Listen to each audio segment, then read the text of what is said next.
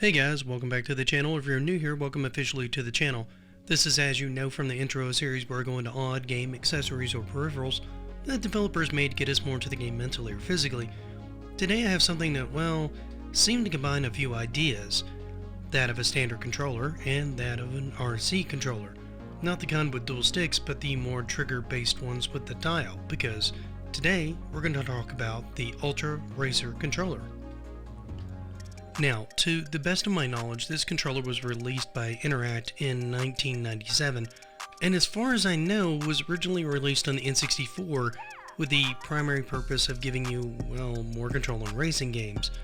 I mean, what did you think UltraRacer would mean in this scenario?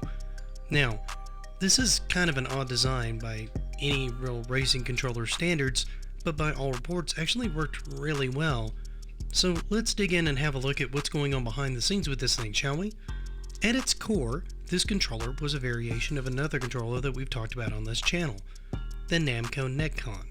Now, the Netcon controller was a controller that operated on the idea of using a twisting motion while holding the controller to help you make turns have more control while racing.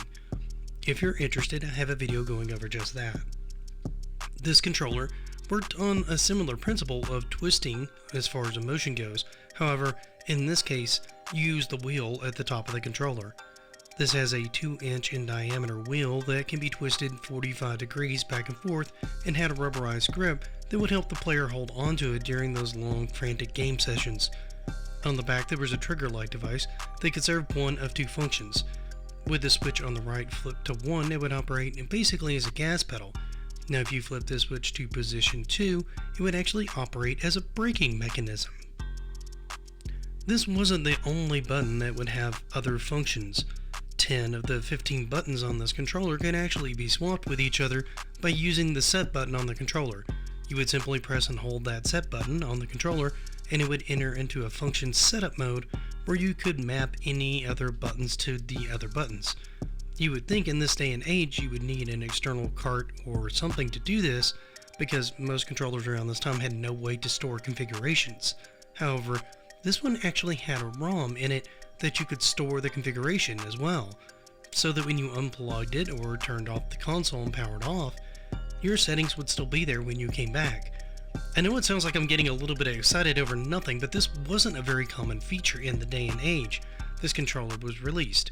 However, the real question is, how well did this controller work? Well, by all reports, pretty well. You see, the steering wheel and the throttle were analog by design, which by today's standards aren't really anything new, but by 1997 standards, this wasn't a very common thing. However, you ask, what the heck does this do for you? Well, simply put, the older style analog inputs are the kind that are kind of constantly measured from their distance from center.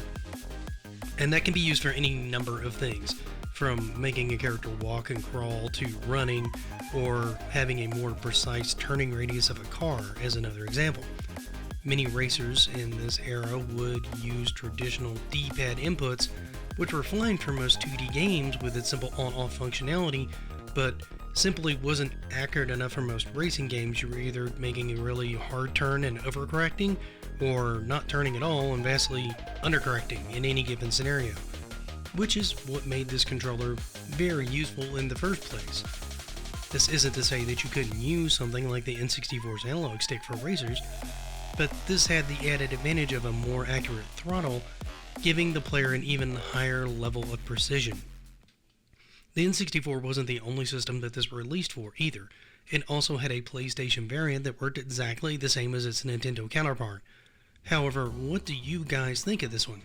Did any of you ever own one of these on either the PlayStation or the N64, and how well did it work for you? Do you know any other oddities like this that I haven't covered but should? Let me know in the comments, and while you're there, please leave this video a like. And if you haven't, consider subscribing, that really does help me out a lot. However, thank you once again, and until we meet again, happy gaming!